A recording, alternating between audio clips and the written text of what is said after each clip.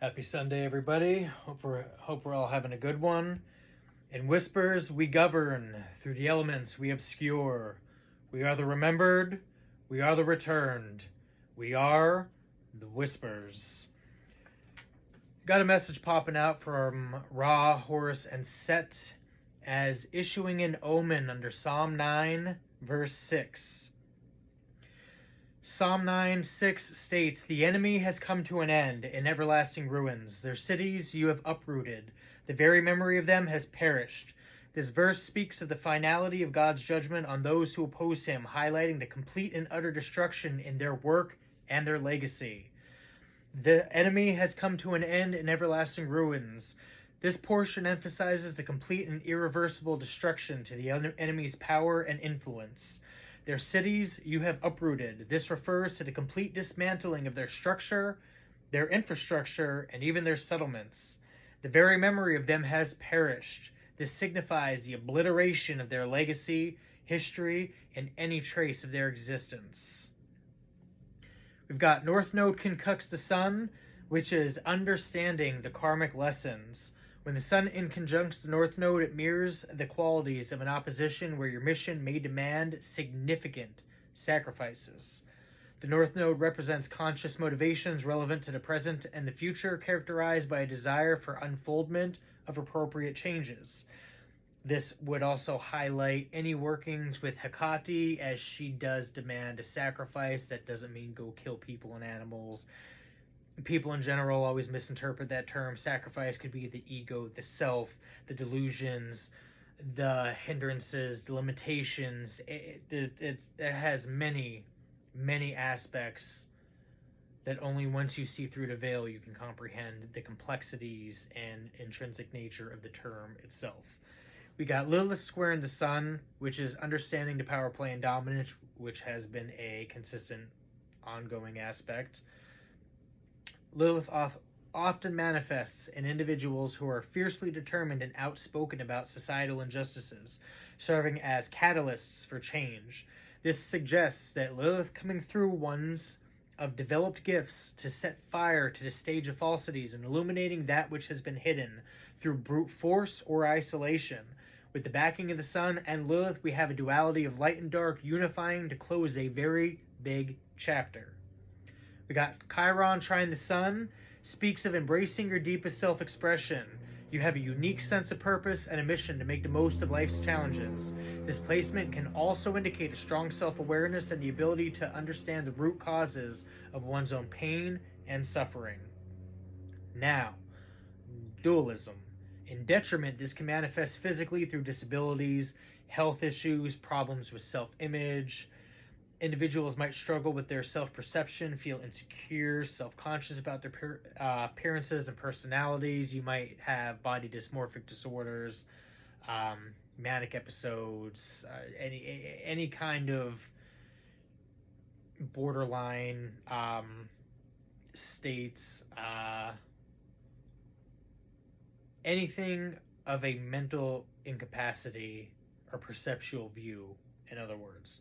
We've got the duality of the day, which is Moon trine Venus. Emotional warmth and affection flow easily. This placement enhances your emotional well-being and the ability to connect with others on a deeper level.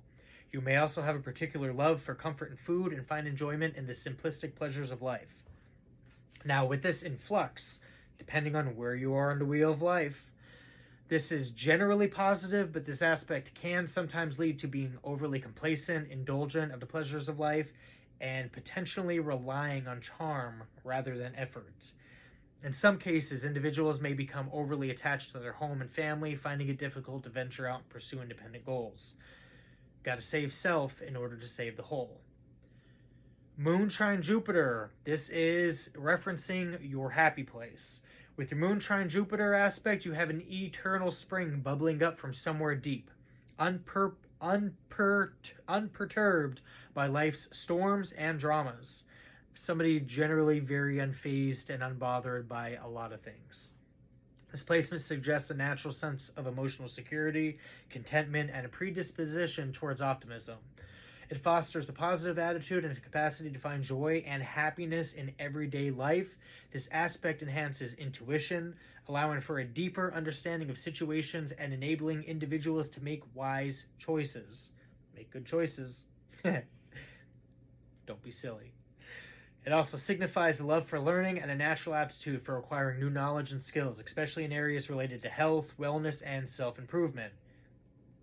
Again, on dualism, in flux, while largely beneficial, individuals with this placement should be mindful of potential tendencies towards overindulgence and neglecting less positive aspects of situations due to their optimism. We can't all be love and light. You need to acknowledge the dark in order to appreciate the light. You cannot have one without the other. That's like having a God without the devil and vice versa, and light without dark. It doesn't make sense. That's very imbalanced. It's not a good idealistic way to be. I'm not telling you what to do. I'm speaking from my own perspective. You have to comprehend both spectrums in order to be middle ground. Have a nice baseline, if you will. This is also an overexpansiveness associated with Jupiter could lead to a disregard for necessary boundaries. Step over the boundaries. It's like touching a boat from Finding Nemo. I'm going to touch the butt. Probably shouldn't. Moon squared Uranus. This is the midheaven. Stormy emotions may blow up at the most random of times, yet not know why. Very psychic as Uranus is a higher octave. It levels the emotions and instincts. We got the moon square Uranus natal makes you erratic, touchy, impulsive, and sudden to mood changes. An almost compulsive need for stimulation and validation for individuals who are on the lesser octave cadence of this energy. It's not a good thing. That's people that seek external validation constantly. Social media junkies, Snapchat hoes, people that constantly seek others' approvals. Love yourself. Love thyself. Fuck other people's opinions. They probably hate themselves as well.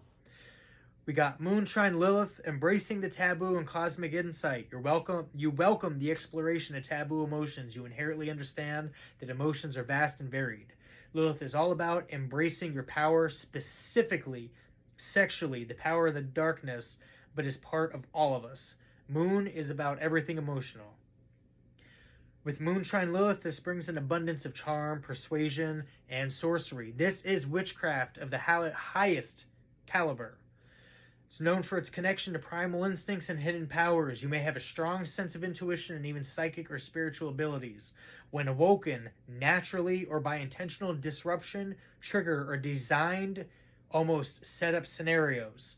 One can see way beyond the abyss and into the very soul of others. Literally reading others before they speak or even look at you. We have an interesting play coming out through Medusa, number 65. Now with this number is a magic constant of a 5x5 normal magic square.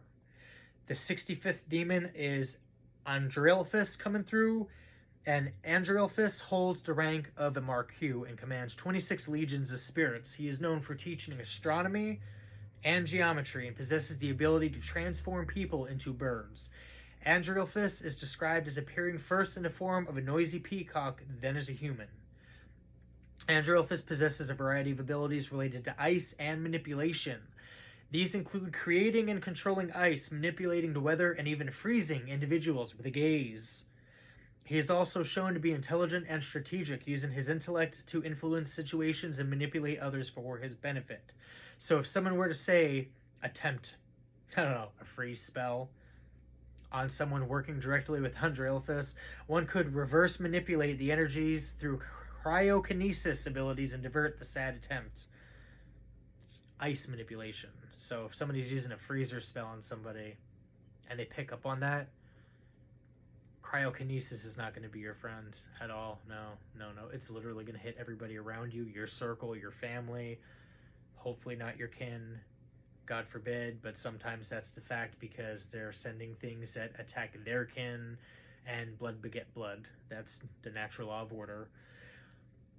Andrelphus also is skilled in such things as telekinesis, teleportation, telepathy, which can be done physically or mentally as to grant the ability to remote view without the need for technology. This is true remote viewing, not scientifically engineered computer hacking bullshit where you need a technological device to actually see something you need to see, but actual perception by projecting one's consciousness. You know, I find it interesting that the freeze gaze is showing up under the Medusa energy. It's a frozen constant, because this number came up numerologically with Medusa, her having the freeze gaze, and Andrelphus coming through as one also with the gaze of frozen abilities. We got Lilith coming through under 29 Justice. Psalms 2, verse 9. You shall break them with a rod of iron. You shall dash them in pieces like a potter's vessel. This verse is part of a larger psalm that discusses God's authority and the rebellion of earthly rulers against his anointed king, often interpreted as a prophecy about Jesus Christ himself.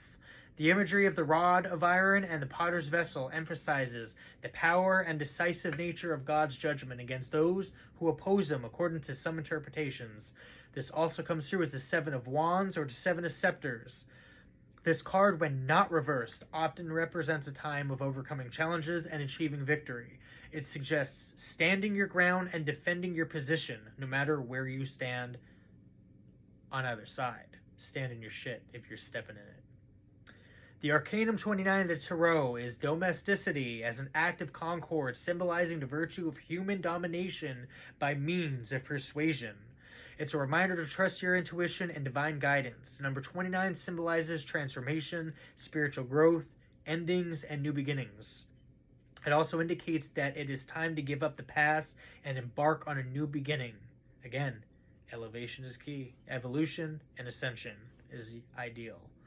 We got Rael coming through as the angel of liberation. Freedom is the undertone theme here, as with Lilith, rebellion, freedom, independence. These are the themes that have been very consistent in these planetary interpretations.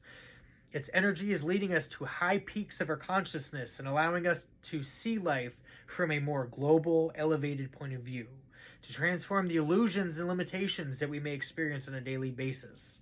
In demonology, dualism, today's theme, Astaroth coming through as the 29th demon and often recognized as a crowned prince, and is a high-profile figure in the Infernal Council.